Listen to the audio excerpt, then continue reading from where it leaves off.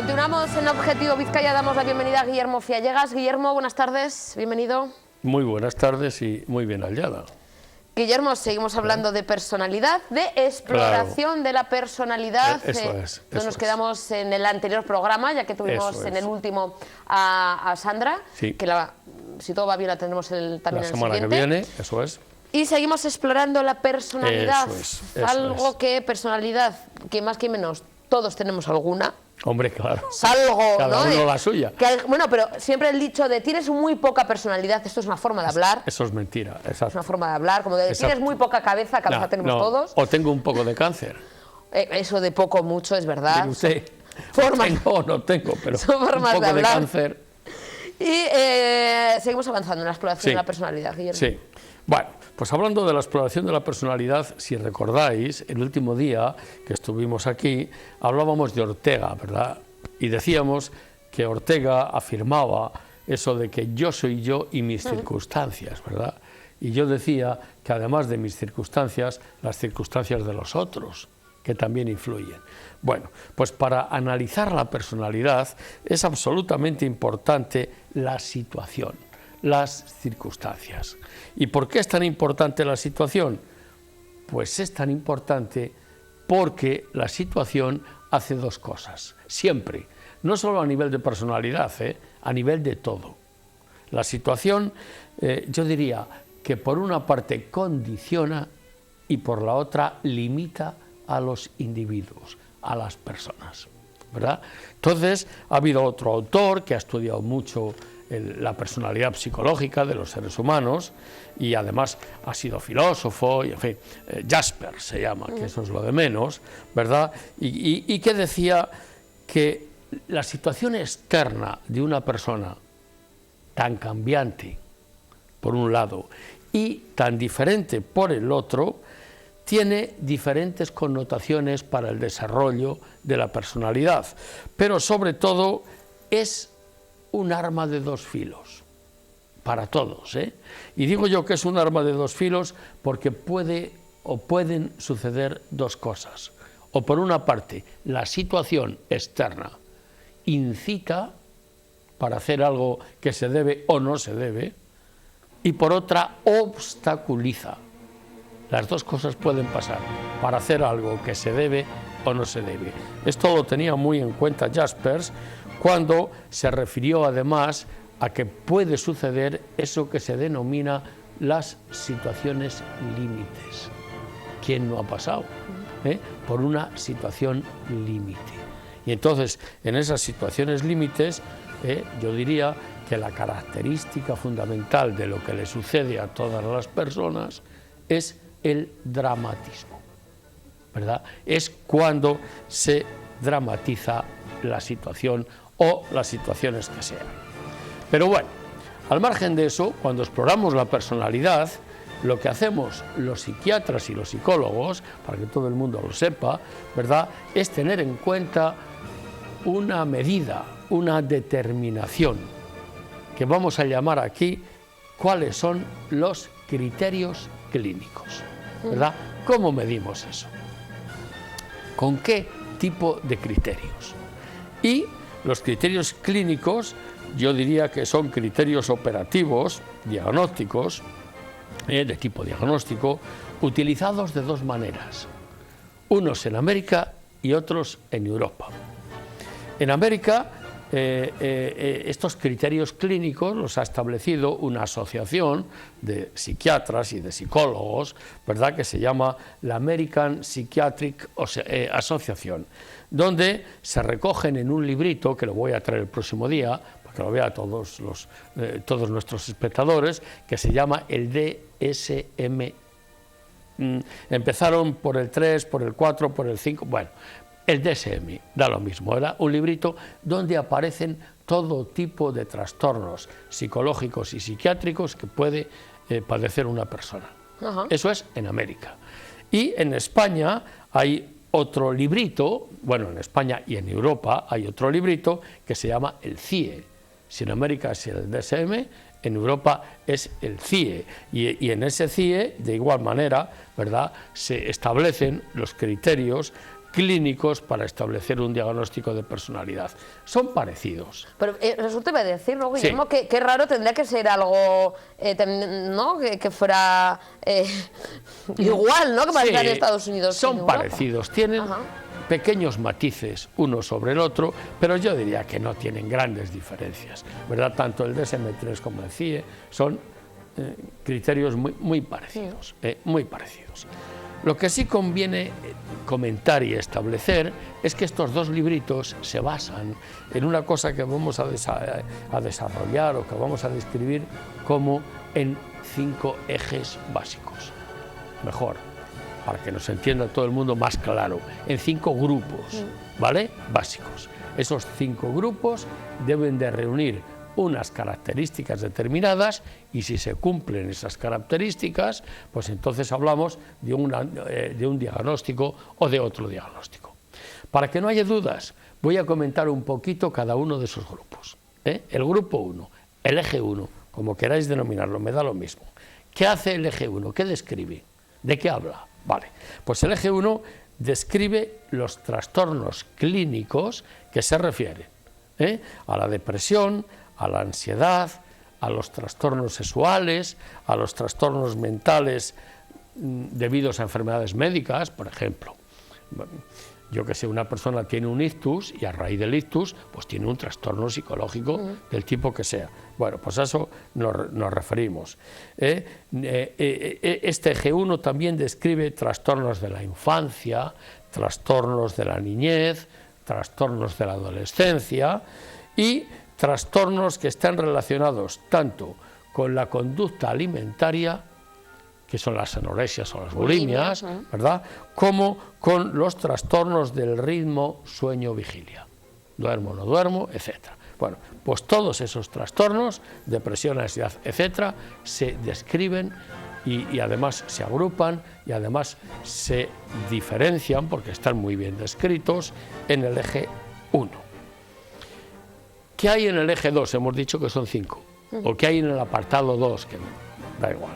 Bueno, pues en el eje 2 se incluyen los que nos ocupan a nosotros en este momento. Y son los trastornos de la personalidad. ¿Vale?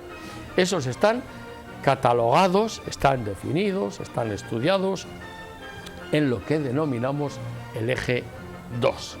Por ejemplo, lo primero que nos viene a la mente, Guillermo, es lo de doble personalidad, ¿no? Pero hay muchos más trastornos. Voy a decirlos todos, someramente. Y luego, en algún que otro programa, los describiré más detalladamente, ¿vale? Para que todo el mundo sepa algo. Vale, pues ¿cuáles son los trastornos de la personalidad? No hay primero ni segundo. Los voy a enumerar, no digo que sean ni más ni menos importantes, son los que son, ya está. Bueno, entonces desde esa perspectiva diría que hay, en primer lugar, sin que tenga categoría de criterio, trastorno paranoide de la personalidad, eso se puede padecer, trastorno paranoide. Se puede padecer trastorno esquizoide de la personalidad, se puede padecer trastorno, que no es lo mismo, esquizotípico de la personalidad, se puede padecer trastorno antisocial de la personalidad. Se puede padecer trastorno límite de la personalidad. Se puede padecer trastorno histriónico de la personalidad. Los voy a y luego aclarar en otros luego, programas, ¿verdad? además diferencian unos de otros. Sí. Se puede padecer pues trastorno narcisista de la personalidad. También hay trastorno de la personalidad por evitación. También hay trastorno de la personalidad por dependencia. También hay trastorno obsesivo-compulsivo de la personalidad. También hay trastorno de la personalidad no especificado. Y por último, hay eso que vamos a llamar retraso mental en el trastorno de la personalidad. ¿Vale? Entonces, estos harían referente al eje 2. Trastornos de la personalidad. Vale. ¿Qué habría en el eje 3? Pues el eje 3 de las enfermedades psicológicas y psiquiátricas haría referencia, ¿verdad?, a los problemas psicológicos que se derivan de las enfermedades médicas específicas. del tipo que fueren, trastornos fisiológicos del tipo que fueren, que degeneran también o que aportan también trastornos psicológicos. Hablaremos de ellos. El eje 4, pues el eje 4 haría referencia fundamentalmente a los problemas psicosociales y ambientales que derivarían en trastornos psicológicos. Problemas psicosociales y ambientales. Entonces, este tipo de problemas pueden afectar al diagnóstico de un trastorno, pueden afectar al pronóstico, pueden afectar al tratamiento, etc. Y si tuviéramos que poner un ejemplo, pues yo diría que, por ejemplo, vivir solo. Vivir solo puede proporcionar un determinado conjunto de problemas. Bueno, pues sí. Por ejemplo, tener estrés laboral es un trastorno de tipo psicosocial y ambiental. Pues, ¿la edad? ¿Podríamos meter el Alzheimer, por ejemplo, el síndrome de Diógenes? Sí, sí, por supuesto, por supuesto. O también, por ejemplo, sufrir un acontecimiento traumático. Un acoso escolar, por ejemplo, que ahora estamos lamentablemente viendo como cada día salen noticias de suicidios de jóvenes que no tenían ningún problema, no tienen ningún problema en casa, son niños felices, pero les agobia ir al colegio. Exacto, mira, estamos viendo ahora el caso de Madrid, de esos padres, ¿verdad?, donde el niño escribe la carta, donde el entorno familiar es muy bueno, pero le traumatiza, le agobia, es imposible que vaya al colegio. Eso es, la presión escolar, ¿no? Es decir, pero el niño no es capaz de hablar de lo que le sucede, no le cuenta a su madre, que la he visto en una entrevista, ¿verdad? No es capaz de contarle lo que le sucede de verdad en el colegio, no es capaz de decirle: madre, no soporto más la presión escolar, tengo que dejarte ir al colegio, esto me está matando, está arruinando mi vida, me quiero quitar del medio. Y de hecho lo hace el niño, y de hecho lo hace. Y a mí, que eso me parece vital y muy importante por la trascendencia que tiene, ¿verdad?, pero me parece mucho más sorprendente, me parece mucho más grave cuando hablan en el colegio y nadie se ha dado cuenta de nada. Sus profesores, no hemos podido hacer nada porque es que no, esto no puede ser. Es decir, algo falla, ¿no, Guillermo? Exacto, pero en la tener presión, esa angustia para tomar esa decisión de quitarse de medio, de quitarse la vida, y no darse cuenta. Pero te quiero decir que en esa presión escolar, el tutor, el profesor, los compañeros, aunque sea, ¿no? Alguien no ha sido capaz de denunciar una situación que está aconteciendo en un individuo que forma parte de esa comunidad escolar, y que la comunidad escolar la forman los profesores, la forman los alumnos, la forman los tutores, la forman los padres, la forman todos. Entonces, tiene que haber a la fuerza un proceso de deformación para que pase desapercibido este tipo de asunto. Es decir, no sé, a mí me parece que cuando, muy alegremente muchas veces, donde ha sucedido esto, afortunadamente todavía no es muy frecuente, pero donde en la comunidad escolar que ha surgido esto, casi siempre se lava las manos todo el mundo, nadie quiere saber nada. No puede ser esto. Es decir, todos tenemos una responsabilidad común. Y estoy seguro que ahí habrá compañeros míos, psicólogos en esa comunidad, o habrá asistentes sociales, o habrá, no sé. Antes de marcharnos, Guillermo, bueno, y importante además que cuando desarrollemos estos grupos, volveremos a hablar del acoso escolar, como comentas, Guillermo, el que todo el mundo se lave las manos y el no detectar o no reconocer lo que ha fallado hace que lamentablemente se vuelva a repetir. Exacto. Hay que hacer un examen de conciencia para que estos casos no se sigan produciendo. Por eso, fíjate, ya para acabar, yo tengo que decir que yo, como psicólogo, también me siento responsable de la muerte de este niño. Eso es lo más honesto que se puede decir. Hemos cometido errores. Yo, como psicólogo, me siento responsable también del fallecimiento, del suicidio de este niño. Y ya está.